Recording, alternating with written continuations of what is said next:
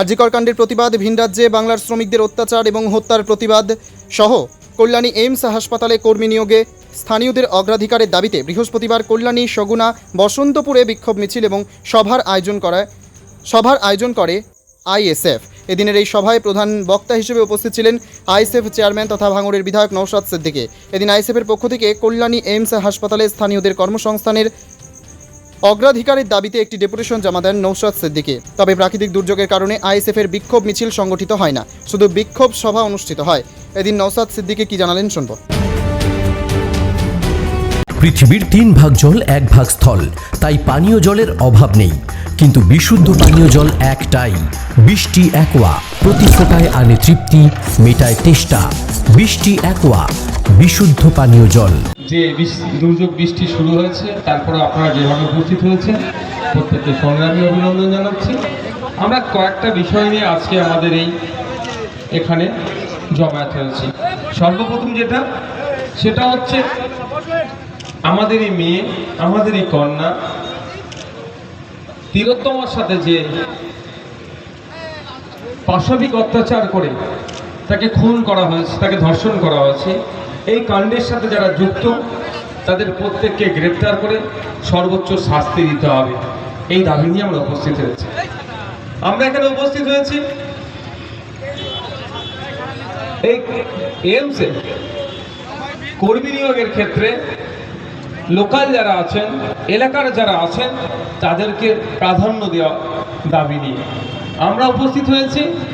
ভিন্ন রাজ্যে পরিযায়ী শ্রমিকরা যেভাবে অত্যাচারের শিকার হচ্ছে, তাদেরকে পিটিয়ে মেরে কোনো জায়গায় পিটিয়ে মেরে দিচ্ছে, সেগুলো বন্ধের দাবিতে আজকে আমাদের প্রতিবাদ সভা। আমি গুটি কয়েক কথা বলবো, তার আগে বলে রাখি কর্মী নিয়োগের ব্যাপারটা নিয়ে আমার আগের বক্তা আমাদের গুরুত্বপূর্ণ সদস্য পার্টির তাপসবাবু বলেছেন যে সিন্ডিকেটটা এটা বন্ধ করতে হবে। অবশ্যই আমরা সবসময় চাই।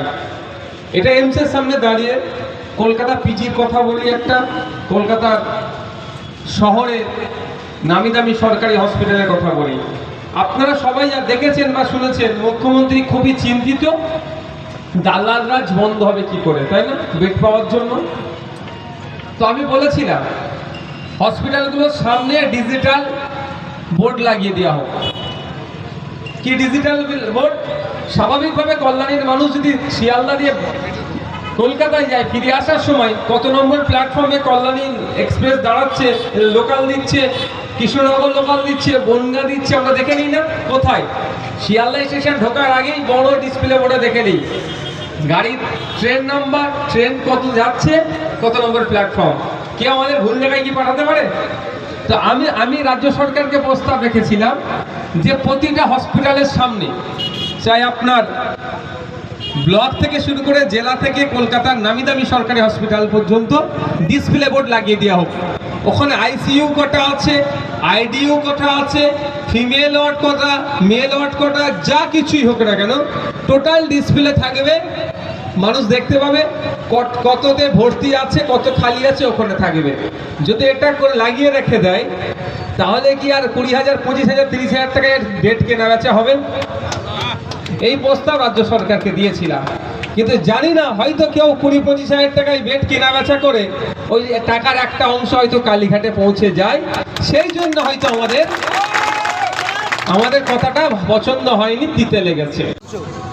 নিয়োগ নিয়ে একাধিক অভিযোগ এর আগে সিআইডি তদন্ত শুরু করে তৃণমূলের বিরুদ্ধে, শান্তিপুরের বিরুদ্ধে। কয়েকদিন আগেও এখানকার স্থানীয় বিধায়কের সাথে তার দলেরই গণ্ডগোল। কি বলবেন?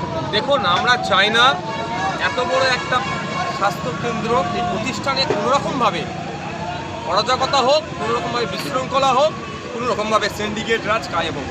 আমরা এই প্রতিষ্ঠান থেকে স্বাস্থ্য পরিষেবা নেব, এটা হচ্ছে আমাদের লক্ষ্য।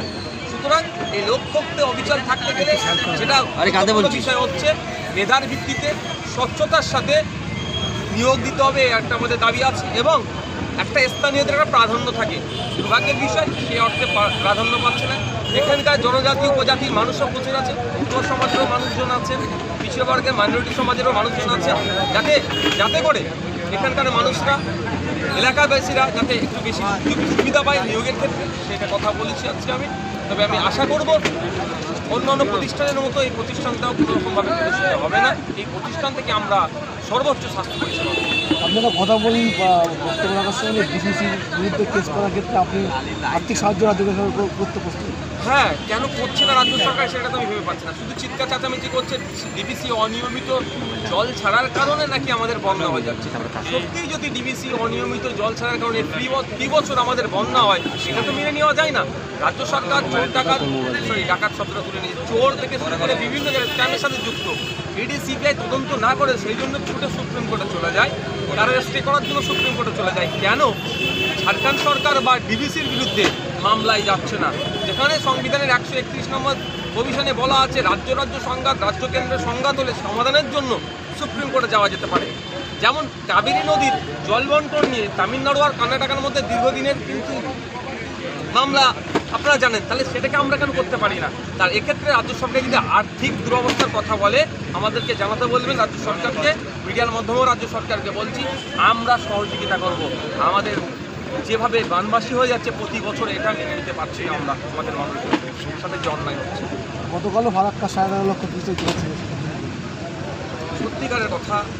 আবার আজকে যেভাবে বৃষ্টি হচ্ছে ভাবাচ্ছে আমাদের, এর জন্য নির্দিষ্ট পরিকল্পনার অভাব আছে।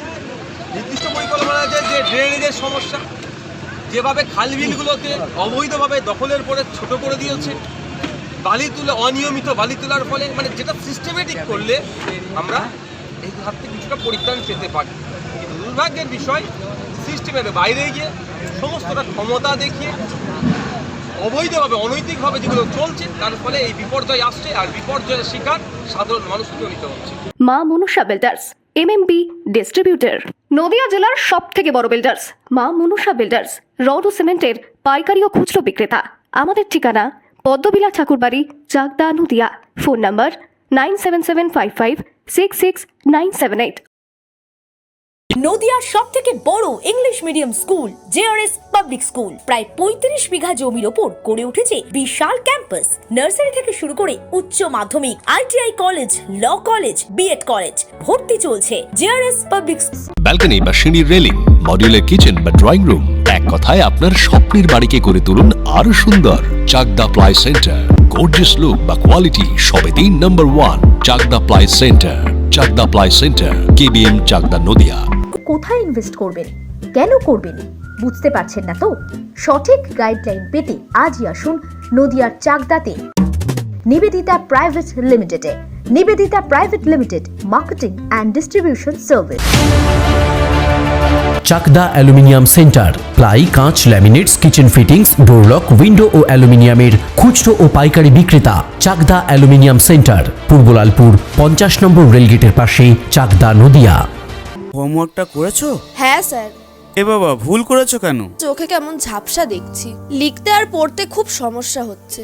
চাকদার মডার্ন অপটিক্স থেকে ভালো চোখের ডাক্তার দেখিয়ে নাও। প্রতিদিন প্রকৃত চোখের ডাক্তার ও দৃষ্টি বিশেষজ্ঞ মডার্ন অপটিক্স, চাকদহে। স্যামসাং, জিও, রিয়েলমি, নদিয়ার একমাত্র অথরাইজড ডিস্ট্রিবিউটর ঘোষ কমিউনিকেশন, থানার মোড়, চাকদা।